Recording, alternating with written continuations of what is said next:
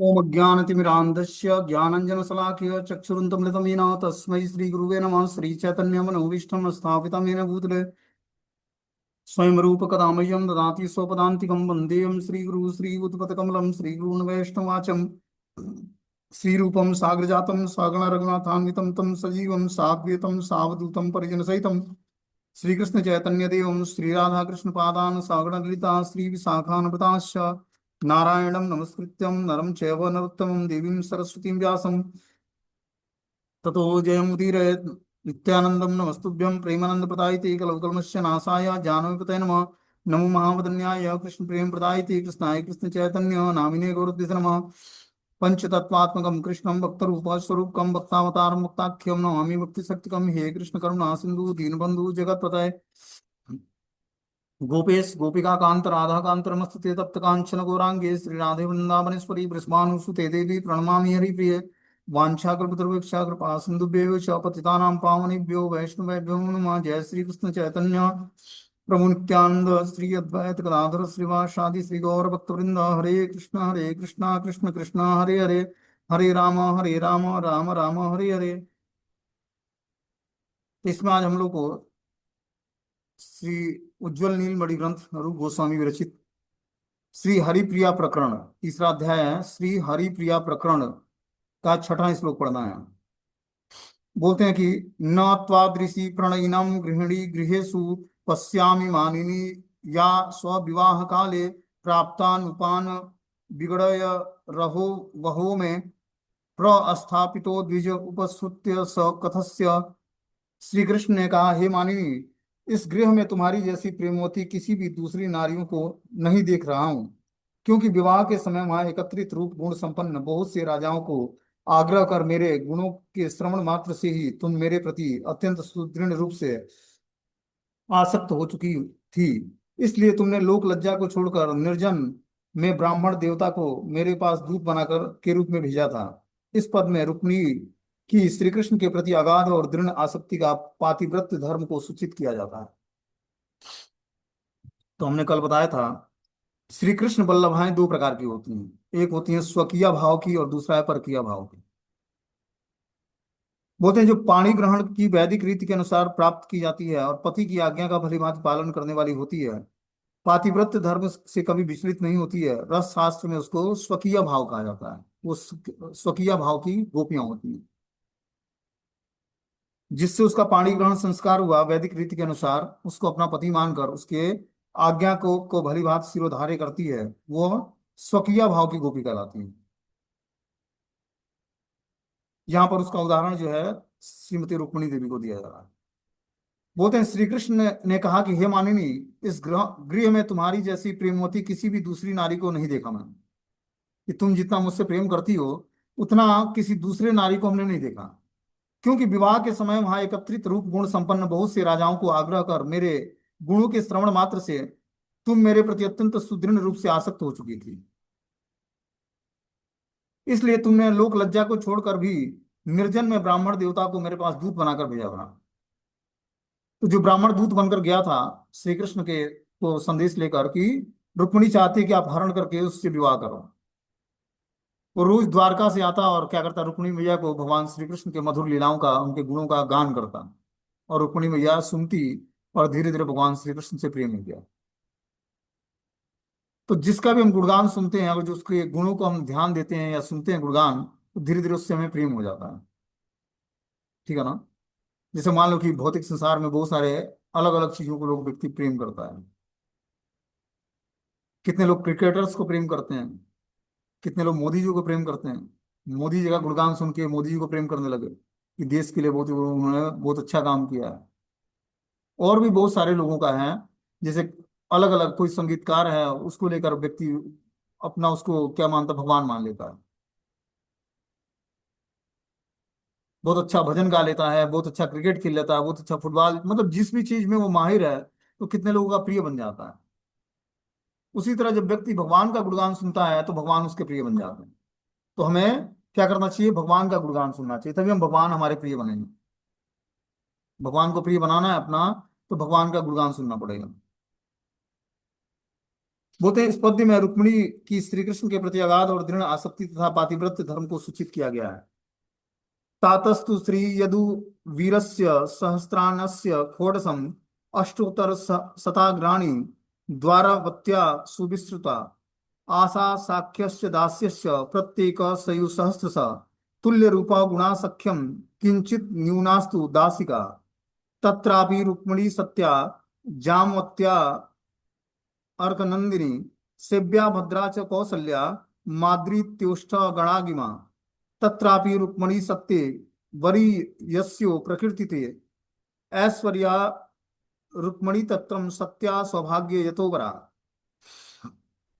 द्वारका में श्री कृष्ण की 16,108 महिषियां प्रसिद्ध हैं कि भगवान की द्वारका में 16,108 रानियां थी, महिषियां कहलाती हैं।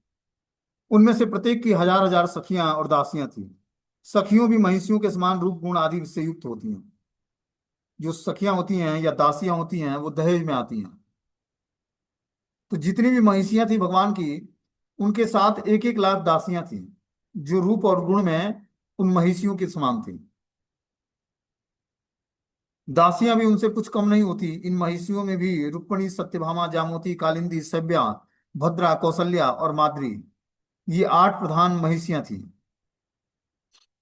इनमें से रुक्मिणी और सत्यभामा ही सर्वश्रेष्ठ कही गई हैं। रुक्मिणी ऐश्वर्य में गृह की, कर्त रूप में, और सत्यभामा सौभाग्य में श्रेष्ठ स्थानीय है। तो इस तरह से 16,108 रानियों में 8 रानियां बहुत इंपॉर्टेंट रानियां हैं, जिनका नाम बताया गया यहाँ पर कि रुक्मिणी, सत्यभामा, जामवती, कालिंदी, सेव्या, मित्रविंदा, भद्रा और नग्नजिति और लक्ष्मणा। ये भगवान की 8 पटरानियां जो हैं, भगवान की बहुत ही वरिष्ठ महिषियां हैं, घनिष्ठ महिषियां हैं। रुक्मिणी ऐश्वर्य में और गृह के कार्य में, और सत्यभामा सौभाग्य में श्रेष्ठ स्थानीय है। उस 8 में से ये 2 जो हैं, रुक्मिणी और सत्यभामा, ये भगवान को और भी अधिक प्रिय हैं। बोलते हैं श्री हरिवंश पुराण में बोला गया है कि कुटुंबस्य ऐश्वर्य सासी रुक्मिणी भीष्म कात्मजा सत्यभामोत्तमा स्त्रीणाम सौभाग्ये चादिका भवत् पाद्ये च कार्तिक महात्म्ये त्वां प्रति श्रीकृष्ण वाक्यम न मे त्वां प्रियतमा काचित् देवी नितंबिनी षोडश स्त्री सहस्राणाम प्रिये प्राण समाहसि अन्यो सकलोत्कृष्टां सख्यो दास्यश्च लक्षस स्वीया जातीय भावेन निखिलाम एव भाविता यास्य गोकुल कन्यासु पति भावर भाव रताहरो तासाम सद्वृत्ति निष्ठ त्वानाम स्वीया त्वमस सा प्रदत्त। हरिवंश पुराण में ऐसा कहा गया है कि महाराजा भीष्म दुहिता रुक्मिणी कुटुंब की अधीश्वरी और सत्यभामा महिषियों में सौभाग्यवती है। कि जो महाराज भीष्मक की जो पुत्री है रुक्मिणी, वो कुटुंब की अधीश्वरी है। कुटुंब पालन में वो बहुत ही पटु है। और सत्यभामा महासौभाग्यवती है, उसके सौभाग्य की तुलना ही नहीं है। बोलते हैं पद्म पुराण के कार्तिक महात्म्य में श्री कृष्ण ने स्वयं कहा कि हे देवी सत्यभामे, तुम्हारी अपेक्षा मेरे राज्य भवन में कोई भी क्षीर्ण कटी वाली रमणीय मुझे प्रिय नहीं है। तुम ही उन सबके सब में मेरी सबसे अधिक प्रियतमा हो। 16,000 रानियों में से केवल तुम ही मुझे प्राणों के समान प्रिय हो। रुक्मिणी और सत्यभामा की सखियां और दासियां सबसे अधिक उत्कृष्टता और संख्या में भी लाखों लाखों हैं। ये सभी रुक्मिणी आदि की तरह स्वकीय नायिकाओं की भांति श्री कृष्ण को ही पति के रूप में मानती थी। पक्षांतर में कात्यायनी की आराधना में तत्पर कुछ गोकुल कन्याएं भी श्री कृष्ण को पति भाव से ही देखती थी। उन्होंने श्री कृष्ण को अपने पति रूप में वर्ण कर लिया था, इसलिए उनका स्वकीयत्व अनुचित नहीं है, अर्थात वे स्वकीय में ही परिगणित होती हैं। तो जो ब्रज की कुछ गोपांगनाएं थीं, वो कात्यायनी देवी से पूजा करके भगवान श्री कृष्ण को पति रूप में प्राप्त करने के लिए इच्छा जागृत किए थे। तो चूंकि वह कन्याएं थी, मतलब शादीशुदा नहीं थी, तो वो भी स्वकीय भाव में श्री कृष्ण से प्रेम करने लगी थी, क्योंकि उनका अभी कोई दूसरी जगह विवाह नहीं हुआ था। वो कृष्ण को ही अपना पति मानकर उन्होंने अपना जीवन पूरा भगवान को अपने पति रूप में वर्ण करके और उन्हीं को समर्पित कर दिया उन्होंने।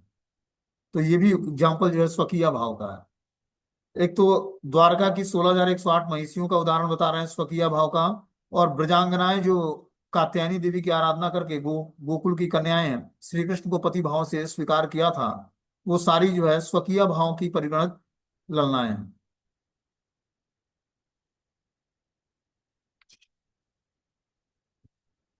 आर्या चेदति वत्सल्या मही मुहुर्गोष्ठेश्वरी किं तत् प्राणेभ्य प्रणयास्पदम प्रिय सखी वृंदम किमेतेन में वैकुंठा विमंडलीय विजयितीं चेदम वृंदावनम ते किम दिव्यत यत्र न चेदु माव्रत फलम पिच्छावतसी पतिम। श्री कृष्ण के मथुरा गमन करने पर आश्वासन प्रदान करने वाली अपनी सखियों के प्रति कोई नायिका कह रही है, हे सखी, मेरे प्रति आर्या गोष्ठेश्वरी मैया यशोदा के महावात्सल्य रूपी प्रेम के रहने पर भी मुझे क्या लाभ, प्रिय सखियों की प्रिय पात्री होने पर भी मुझे क्या लाभ, यदि इस वृंदावन में वैकुंठ की वन श्रेणियों को भी जय कर लिया है तो उससे भी मेरा क्या लाभ, यदि गोकुल में श्री कृष्ण पति रूप में मुझे मुझसे विहार न करें तो सभी कुछ निरर्थक है। बोलते हैं कि श्री कृष्ण जब मथुरा गमन करने लगते हैं तो गोपियों को आश्वासन प्रदान करते हैं कि मैं जल्द ही मथुरा से वापस आ जाऊंगा। सखियों के प्रति कोई नायिका कह रही है कि हे सखी, मेरे पति आर्या गोष्ठेश्वरी मैया यशोदा में महावात्सल्य रूपी प्रेम के रहने पर भी मुझे क्या लाभ, कि मैया यशोदा मुझसे वात्सल्य प्रेम रखती है, उससे हमें क्या लाभ मिलना है, प्रिय सखियों की प्रिय पात्री होने पर भी मुझे क्या लाभ मिलेगा, कि जो प्रिय सखियां हैं उनकी मैं प्रिय पात्री बन जाऊं तो उससे हमें क्या लाभ मिलेगा, यदि इस वृंदावन में वैकुंठ की वन श्रेणियों की को भी जय कर लिया जाए तो मेरा क्या लाभ होगा, यदि गोकुल में श्री कृष्ण पति रूप में मुझसे विहार न करें तो मेरा सब कुछ निरर्थक हो जाएगा। इस तरह से ये गोपी जो है भगवान श्री कृष्ण को पति के रूप में वर्ण किया था। बोलते हैं गांधर्व रीत्या स्वीकार्या स्वीया त्वमिह वस्तुतः अव्यक्तात्व दिवाहस्यम सुष्ठुम प्रच्छन्न कामताम। इस श्लोक को देखकर यह शंका हो सकती है कि इस ब्रज देवियों में से कतिपय ब्रज देवियों को स्वकीय नायिका कहा गया है, किंतु स्वकीय नायकों में प्रच्छन्न कामुकता, निर्वाणता और दुर्लभत्व इत्यादि ये सब परकीय नायकों के गुण नहीं होते हैं। अतएव ब्रज में रहकर भी वे स्वकीय कैसे हुई, इस विषय में श्रील रूप गोस्वामी समाधान करते हुए कहते हैं कि इन स्वकीय बतलाई जाने वाली ब्रजबालाओं को गांधर्व रीति से स्वीकार किया जाने के कारण परमार्थतः उनको स्वकीय ही कहा गया है, किंतु उनका श्री कृष्ण के साथ विवाह इत्यादि स्पष्ट रूप से अव्यक्त है, कहीं भी इनका स्पष्ट उल्लेख नहीं पाया जाता है। इसलिए उनमें प्रच्छन्न कामुकता, बहुनिर्वाणता, परस्पर दर्शन, आलाप आदि की दुर्लभता भी अवश्य थी। बता रहे हैं इस श्लोक में देखकर यह संशय की शंका हो सकती है कि इस ब्रज देवियों में से कतिपय ब्रज देवियां स्वकीय नायिका कहा गया है, कि कुछ देवियां जो थीं वो स्वकीय भाव से श्री कृष्ण से जुड़ी थी, मतलब वो कुंवारी अवस्था से ही श्री कृष्ण को पति रूप में वर्ण कर लिया था, उन्होंने किसी और पुरुष से विवाह नहीं किया था। किंतु स्वकीय नायकों में प्रच्छन्न कामुकता, निर्वाणता, दुर्लभत्व इत्यादि ये सब परकीय नायिकाओं के गुण नहीं होते। अतएव ब्रज में रहकर भी ये स्वकीय कैसे हुई, बता रहे कि जो परकीय नायकों के गुण नहीं है कि इनके अंदर प्रच्छन्न कामुकता होती है या निर्वाणता होती है, दुर्लभत्व होता है, ये सब परकीय नायिकाओं के गुण नहीं है। अतएव ब्रज में रहकर भी ये स्वकीय कैसे हुई, तो इस बात को रूप गोस्वामी समाधान करते हुए कहते हैं कि इन स्वकीय बतलाई जाने वाली ब्रजबालाओं को गंधर्व रीति से स्वीकार किए जाने के कारण परमार्थतः उनको स्वकीय कहा गया है। गंधर्व रीति क्या है, जैसे गांधारवी का विवाह होता है उस हिसाब से भगवान ने इनको स्वीकार किया था, गांधर्व रीति से इनसे विवाह किया था, किंतु उनका श्री कृष्ण के साथ विवाह इत्यादि स्पष्ट रूप से अव्यक्त है। तो यहाँ पर बता रहे हैं रूप गोस्वामी, इन्होंने गांधर्व रीति से भगवान ने इनको स्वीकार किया था, लेकिन कहीं पर स्पष्ट रूप से ये नहीं उल्लेख आता है कि श्री कृष्ण के साथ इनका विवाह हुआ था, कहीं भी इसका स्पष्ट उल्लेख नहीं पाया जाता है। इसलिए उन्हें प्रच्छन्न कामुकता, बहु निर्माणता, परस्पर दर्शन, आलाप आदि की दुर्बलता भी अवश्य थी। अब आगे बता रहे कि रागेण वापिता आत्मानो लोक युग्म मानपेक्षिणाम धर्मेणाम स्वकृताम यास्तु परकिया भवन्ति ताम। जो नायिका ऐहिक तथा पारत्रिक धर्म की उपेक्षा कर केवल मात्र आसक्ति बस पर पुरुष के प्रति आत्मसमर्पण करती है, अतः जो वैदिक विवाह धर्म के अनुसार विप्र, अग्नि और समाज के प्रतिष्ठित व्यक्तियों को साक्षी रखकर स्वीकार नहीं की गई है, रस शास्त्र में उनको परकीया कहा जाता है। अब परकीय भाव का वर्णन किया जा रहा है कि जो नायिका ऐहिक और पारित्रिक धर्म की उपेक्षा करके आसक्ति बस पर पुरुष के प्रति आत्मसमर्पण कर देती है, तो उसका कोई वैदिक रीति से विवाह नहीं हुआ, लेकिन आसक्ति बस दूसरे पुरुष को वो आत्मसमर्पण कर देती है, और वैदिक विवाह धर्म के अनुसार विप्र, अग्नि और समाज में प्रतिष्ठित व्यक्तियों को साक्षी रखकर स्वीकार नहीं की गई होती है, रस शास्त्र में उसको परकीय कहा गया है। कि जो वैदिक रीति से जो विवाह होता है उस और विप्र, अग्नि और समाज के प्रतिष्ठित लोगों के बीच में साक्षी रखकर एक स्त्री एक पुरुष को स्वीकार करती है, ऐसा अगर जो नहीं है तो रस शास्त्र में उनको परकीय भाव बोला गया। रागो उल्लास विलड्य घ तार्यम पदवी विश्रांतो यु अप्य यूरः श्रद्धा रज्य दरुधन्ति मुख सती वृंदेन वने हिताम आरण्या अपि माधुरी परिमलम व्यालिप व्याचिप्ल लक्ष्मी श्रियम शास्त्रैलोक्य विलक्षणा ददतु वह कृष्णस्य सख्यम सुखम। श्री राधा कृष्ण के परम दौत्य कार्य में प्रवृत्त नांदी मुखी और गार्गी के प्रति पौर्णमासी जी कह रही हैं कि अहो, श्री कृष्ण के प्रति अत्यंत अनुरागवश ऐसी कौन ब्रजरमणियां हैं जो धर्म मर्यादा की अंतिम सीमा का उल्लंघन न कर गई। कि जो ब्रज में रमणियां हैं, भगवान के साथ जो रमण करती हैं, तो कौन बात बता रहा है? ये पौर्णमासी जी बता रही हैं। किसको? नांदी मुखी और गार्गी से। ये भगवान की दूतियां हैं। दूतियां मतलब संदेश वाहक। श्री कृष्ण के प्रति अत्यंत अनुराग बस ऐसी कौन सी ब्रजरमणी होगी जो धर्म मर्यादा का उल्लंघन ना किया हो। श्री कृष्ण को देखते ही सारी जो ब्रज की रमणियां थी, गोपियां थी, उन्होंने अपना धर्म की मर्यादा को लांग गया और भगवान को पति रूप में स्वीकार किया, पर किया भाव से। अरुंधति आदि महासती पतिव्रताएं भी अत्यंत श्रद्धा पूर्वक उनकी अभिसार आदि लीलाओं की प्रशंसा किया करती हैं। वे बनचरी होने पर भी अपने माधुरी परिमल के द्वारा लक्ष्मी की श्री को भी पराभूत करती हैं। अतएव संपूर्ण त्रिभुवन में अत्यंत उत्कृष्ट वे सारी श्री कृष्ण प्रेयसियां तुम्हारे हर्ष का विधान करें। तो इस तरह बता रहे हैं कि जो है, जो ब्रज की रमणियां हैं, जो श्री कृष्ण का दर्शन करके और श्री कृष्ण से प्रेम करने लगी, वो परकीय भाव में भगवान से जुड़ गई। वे वंचरी होने पर भी अपने माधुरी परिमल के द्वारा लक्ष्मी श्री को भी पराभूत करती हैं। अतएव संपूर्ण त्रिभुवन में अत्यंत उत्कृष्ट के वे सारी श्री कृष्ण प्रेयसियां तुम्हारे हर्ष का विधान करें। कन्या काश्च प्रौढ़ाश्च परकीयाद् विधामता ब्रजेश ब्रजवासिन्य एता प्रायेण विस्तृतां प्रच्छन्नं कामता हत्रम गोकुलेन्द्रस्य सौख्यदा। कन्या का और प्रौढ़ भेद से परकीया नायिका दो प्रकार की होती हैं। ब्रजेश्वर श्री नंद महाराज के ब्रज में रहने वाली प्रायः सभी रमणियां परकीया नायिका के रूप में विख्यात हैं। परकीया नायिकाओं में रहने वाले प्रच्छन्न कामुकता ही गोकुल चंद्र श्री कृष्ण को सुख देने वाली होती हैं। क्या बोल रहे हैं यहाँ पर? जो कन्यका या प्रौढ़ भेद से परकीया नायिकाएं हैं वो दो प्रकार की होती हैं। ब्रजेश्वर श्रीनंद महाराज के ब्रज में रहने वाली प्राय सभी रमणियां परकीया नायिका के रूप में विख्यात हैं। परकीया नायिकाओं में रहने वाले प्रच्छन्न कामुकता ही गोकुल चंद्र श्री कृष्ण को सुख देने वाली होती है। कि जो परकीया नायिकाएं हैं उनमें जो प्रच्छन्न कामुकता है वही भगवान श्री कृष्ण को सुख प्रदान करती हैं। आगे से बता रहे कि तथा श्री रुद्रम वामता दुर्भचन्यम स्त्रीणाम या च निवारणम तदेवं पंचबाणस्य मन्ये परम मायुधम। इस विषय में रुद्र कवि ने कहा है कि स्त्रियों की वामता, दुर्लभता, बहुनिर्वाणता ही कंदर्प का असाधारण अस्त्र है, अर्थात वशीकरण का उपाय है। क्या बता रहे हैं यहाँ पर?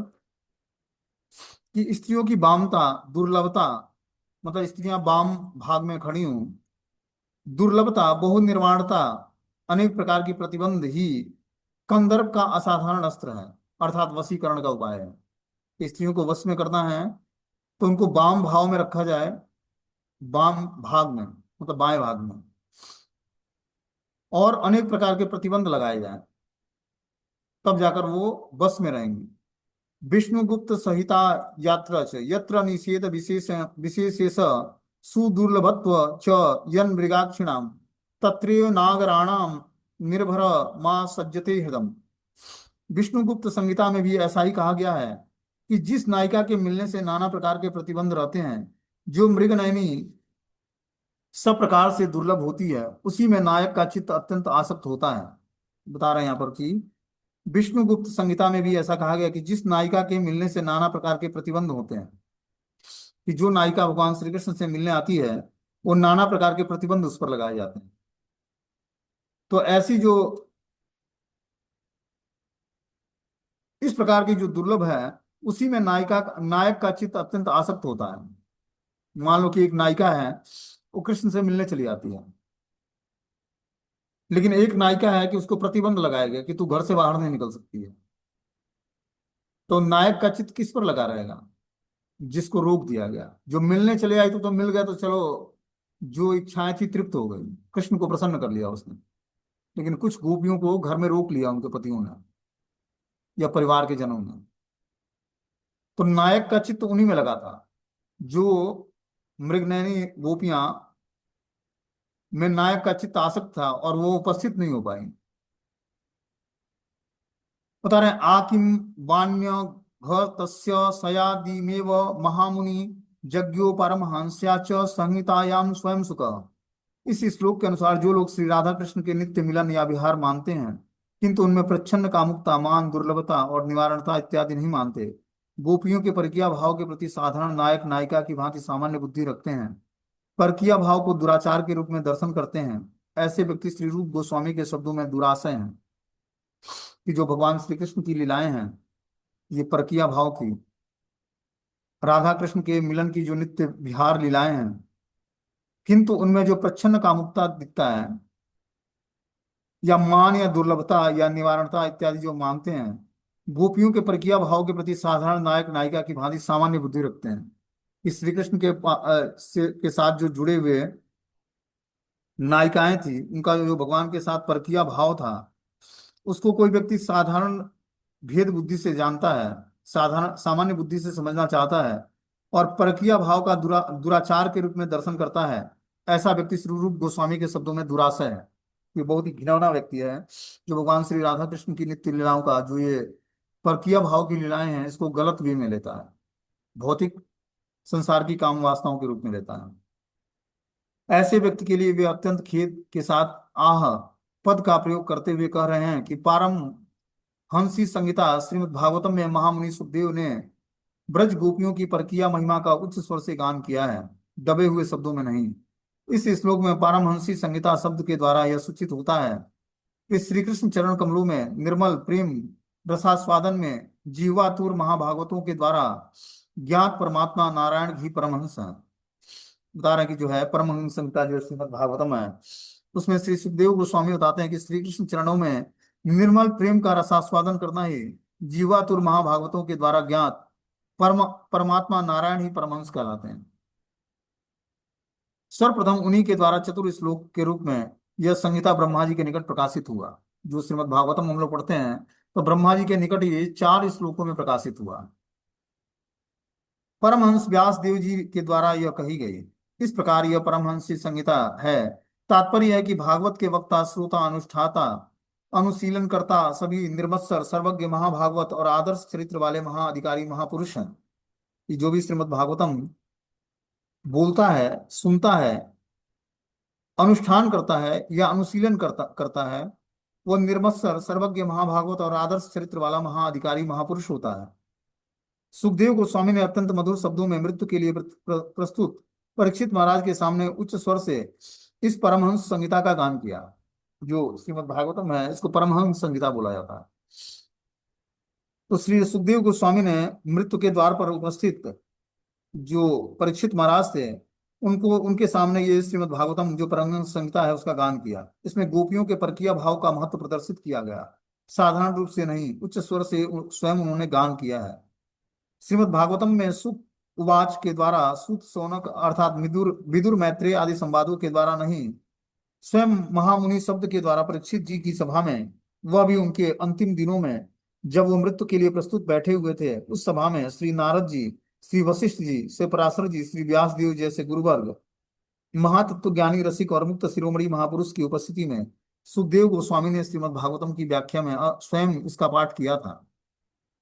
इसलिए पूर्व लिखित संवादों की अपेक्षा यह सर्वोत्तम अभिव्यक्ति है।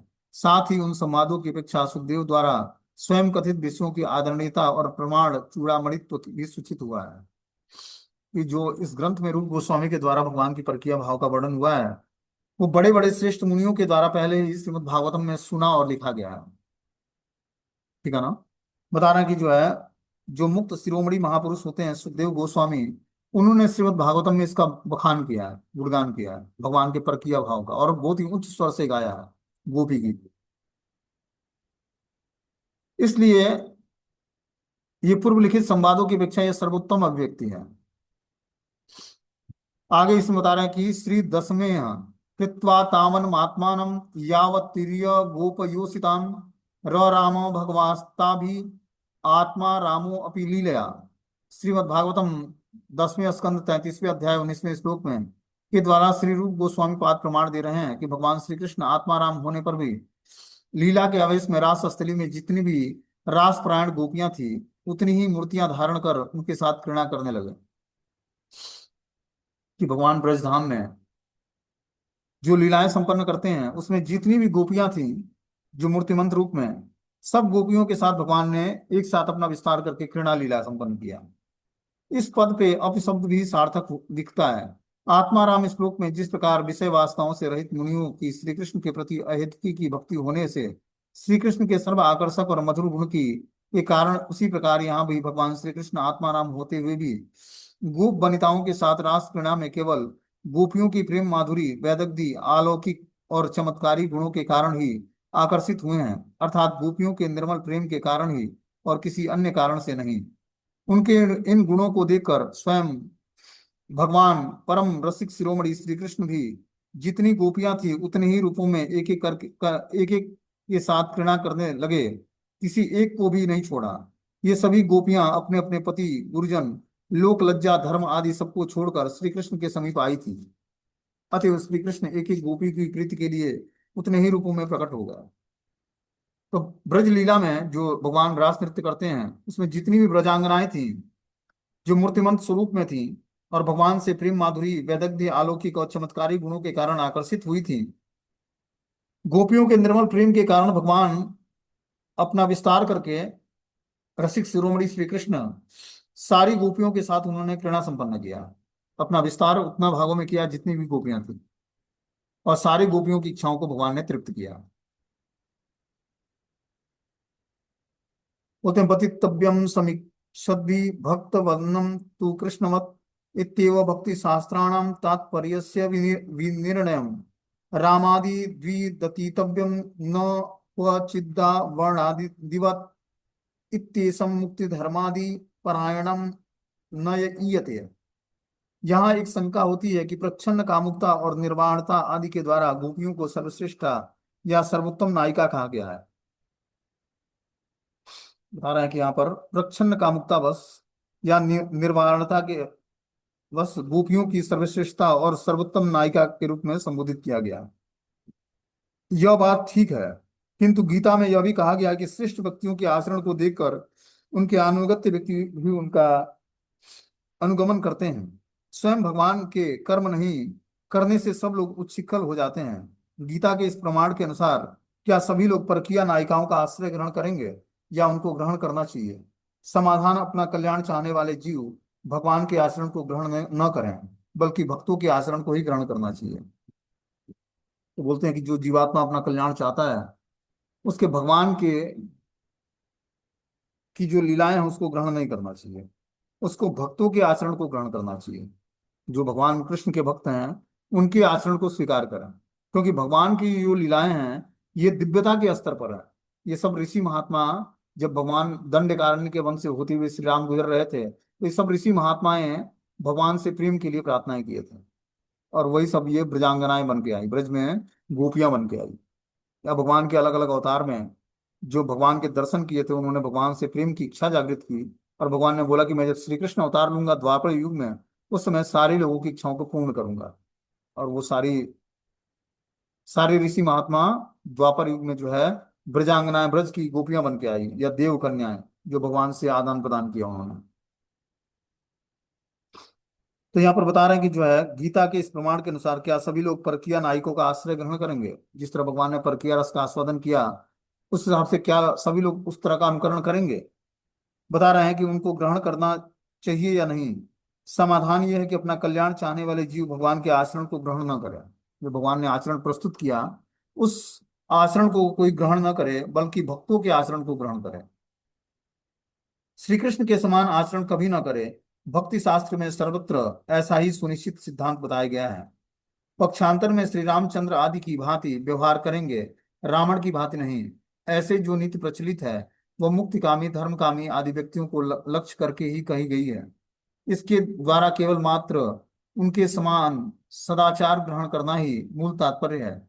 मुक्ति चाहने वाले व्यक्ति श्री राम के शांत आदि अंश को, धर्म प्राण व्यक्ति उनके धर्माचरण को, और अर्थकामी व्यक्ति उनके नीति अंश को ग्रहण करते हैं। बता रहे हैं कि जो मुक्ति चाहने वाले व्यक्ति हैं वो श्री राम के शांत आदि अंशों को स्वीकार करते हैं।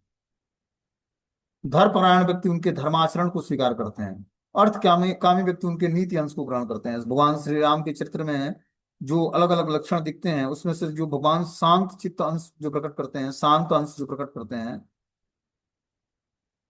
वो मुक्ति चाहने वाले व्यक्ति उसका पालन करते हैं। जो धर्मपरायण व्यक्ति है वो धर्म आचरण का पालन करता है। भगवान श्री राम ने धर्म के आचरण पालन करने की मर्यादा को स्थापित किया। लेकिन जो अर्थकामी है, जो धन कमाना चाहता है, वो उनके नीति अंश को ग्रहण करता है। आगे इसमें बता रहे हैं कि जो है नित्य समाचरे जातु मनसापि हनीश्वर विनयश्च त्वाचरण मूढ़ा गता रुद्रा अभि जतम विषम। नैश्वर्य देह में जिनकी आत्मबुद्धि है, ऐसे व्यक्ति कभी मन के द्वारा भी इस प्रकार का उच्छृंखल आचरण न करें, क्योंकि मूर्ता बस ईश्वर के आचरण की भांति आचरणकारी व्यक्ति का विनाश हो जाता है। श्री रुद्र ने सागर से उत्पन्न विष का पान किया और वे नीलकंठ के नाम से प्रसिद्ध हुए। साधारण जीव भी यदि भगवान शिव के विष पान का अनुकरण करे, तो विष पान करे तो उसका अवश्य ही विनाश हो जाएगा। बोलते हैं कि जो भगवान श्री कृष्ण की लीलाएं हैं, उसको नैश्वर्य देह धारी जीवात्मा उसका अनुकरण न करे। ऐसा व्यक्ति कभी मन के द्वारा भी इस प्रकार का उच्छृंखल आचरण न करे, क्योंकि मूर्ता बस ईश्वर के आचरण की भांति आचरणकारी व्यक्ति का विनाश हो जाता है। जैसे भगवान शिव ने समुद्र मंथन से निकले विष को अपने कंठ में धारण किया और नीलकंठ कहलाए। साधारण जीव यदि भगवान शंकर की तरह विष पान करेगा और उनका अनुकरण करेगा, तो अवश्य ही उसका विनाश हो जाएगा। इसलिए भगवान की लीलाओं का अनुसरण नहीं करना हमें। ठीक है ना, यही यहाँ पर बताया जा रहा है। अब आगे जो है 27वां श्लोक है, वो हम लोग कल पढ़ेंगे। हरे कृष्ण।